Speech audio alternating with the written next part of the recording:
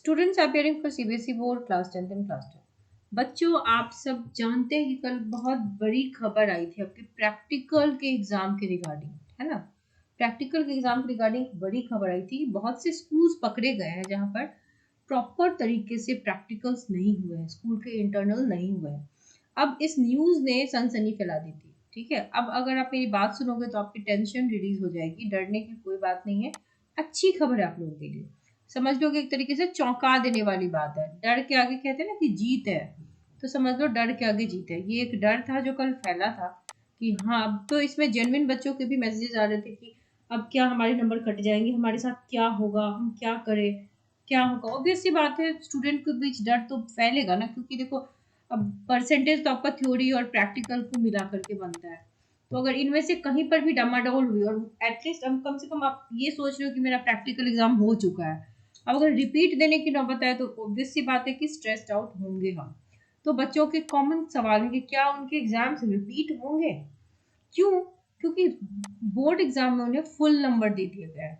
और खास तौर पर क्लास 12th वालों के लिए ज्यादा परेशानी की बात थी, क्योंकि क्लास 12th वालों के एक्सटर्नल्स आए थे, वाइवा हुआ था, प्रैक्टिकल्स प्रॉपर तरीके से हुए थे। तो मतलब वहीं पे बात थी कि प्रॉपर तरीके से हुए या नहीं।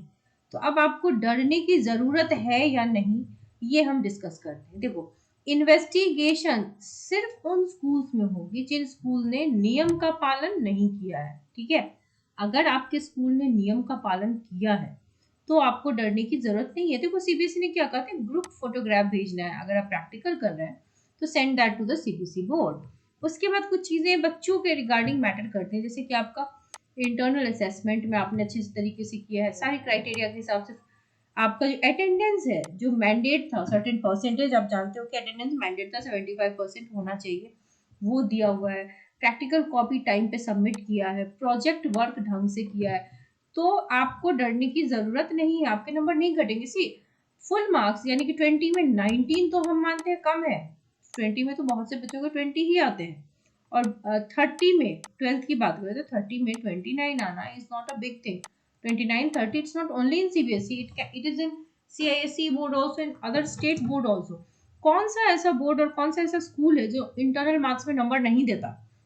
हाँ, there has to be a format. अगर सीबीएसई का एक फॉर्मेट है कि प्रैक्टिकल लो और फोटो भेजो, तो that has to be send by the school. अगर स्कूल ने नहीं भेजा है तो वहां पर कुछ सेटअप होगा, लेकिन नंबर आपके घटने के चांसेस इसलिए भी नहीं है क्योंकि देखो, आपका नंबर आपके लिए जितना इंपॉर्टेंट है स्कूल के लिए भी है ना। अल्टीमेटली स्कूल को तो चलाना है, इट इज अ बिजनेस। हर साल एडमिशन चाहिए, जो एक नॉर्मल सी बात है। तो एडमिशन के लिए उन्हें रिजल्ट अच्छा दिखाना रहता है। अच्छा रिजल्ट कब आएगा? जब थ्योरी और प्रैक्टिकल मिला करके आपके नंबर जबरदस्त होंगे। तो वैसे भी अब जेन्युइन बात ये नहीं है कि 20 में बच्चों को 15-16 मिले, ये तो कम नंबर हो गए ना। अब सोचो कि परसेंटेज कितना घट गया।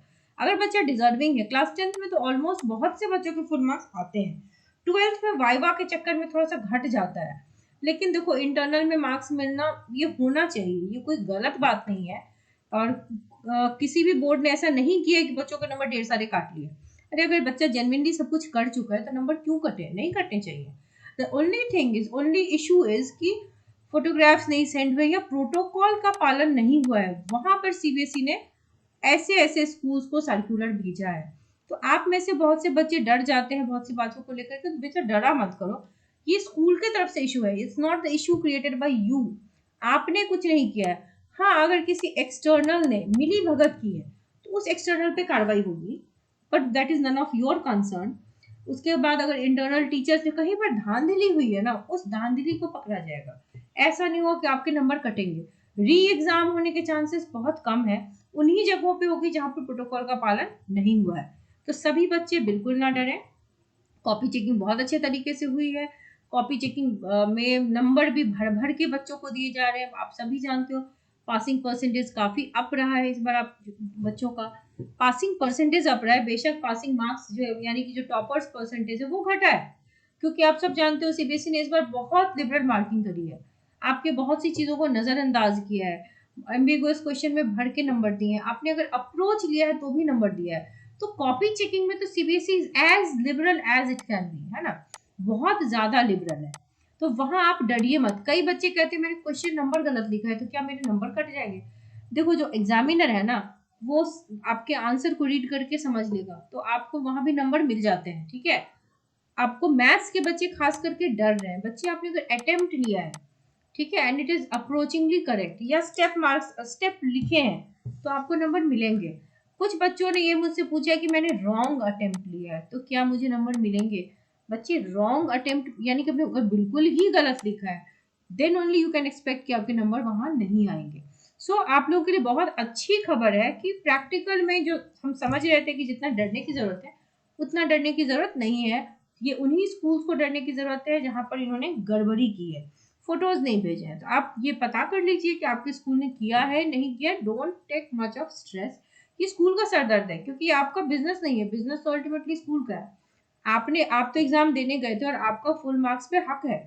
20 में 19 और 20 मिलना विच इज वेरी जेन्युइन, तो इसमें आपको टेंशन लेने की जरूरत नहीं है, नंबर घट के 20 से 15 नहीं हो जाएगा, ठीक है। तो let us see what happens, जो भी होगा अपडेट आपको बता दिया जाएगा। आप चैनल को सब्सक्राइब अगर अब तक नहीं किया तो बच्चों जरूर कर लीजिए, क्योंकि आपको लेटेस्ट अपडेट्स मिलते रहेंगे। And you don't have to be stressed out. आपके जो भी क्वेश्चंस है do write in the comment section. I would like कि मैं नेक्स्ट सेशन में कभी आप लोगों के सारे डाउट्स क्लियर करूं, और एक वीडियो लाऊं खास तौर पे जिसमें मैं सारे आपके क्वेश्चंस को ही डिस्कस कर दूं, क्योंकि बच्चों के डाउट्स बहुत सारे रहते हैं। So wish you all the very best and पढ़ाई करते रहिए।